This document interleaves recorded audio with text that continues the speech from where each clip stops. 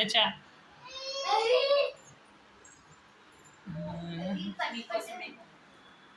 అదో చూడండి, జరుగును ఫస్ట్ కింద పెట్టాలా?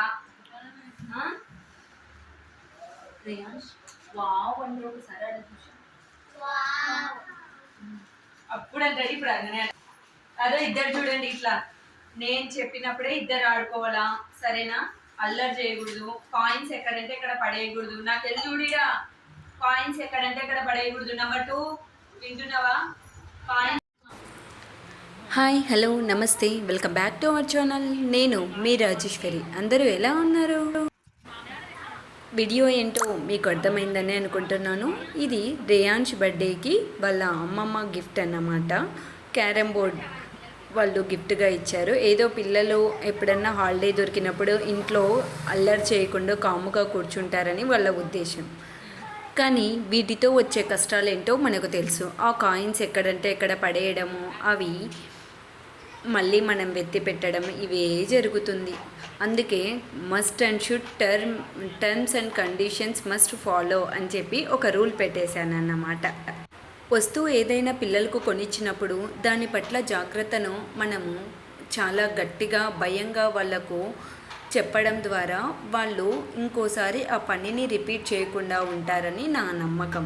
అందుకే ఏదైనా వస్తువు ఇచ్చేటప్పుడే ఇది కంపల్సరీగా ఇలా వాడుకోవాలి చూడండి, వీటిని పాడు చేయకూడదు, కాయిన్స్ పడేస్తే మళ్ళీ మనకు దొరకవు అని చెప్పి చాలా స్ట్రిక్ట్గానే చెప్పాను.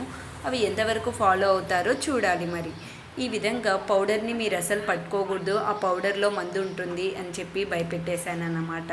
ఈ విధంగా ఎలా ఆడాలో ఇక్కడ మా తమ్ముడు ఒక షాంపిల్ అనేది పిల్లలకి చూపిస్తున్నాడు. ఇంకా వీరిది ఆడే వయసు కాదని నా నమ్మకం. కాకపోతే బయటికి వెళ్ళకుండా ఇంట్లో పిల్లల్ని కూర్చోబెట్టాలంటే ఇండోర్ గేమ్స్కి కొద్దిగా అడిక్ట్ చేయాలన్న ఆలోచనతో ఈ విధంగా క్యారమ్ బోర్డ్ అనేది తెచ్చిపెట్టడం జరిగింది. మా చిన్నోడు ట్రయల్ చూసారా, అసలు ఎలా కొట్టడానికి కూడా రావటం లేదు. కానీ ఇంట్లో ఒక వస్తువు ఉందంటే దాన్ని ఎలా వాడాలో ఆటోమేటిక్గా ఆడుతూ ఉంటే అర్థమవుతుంది.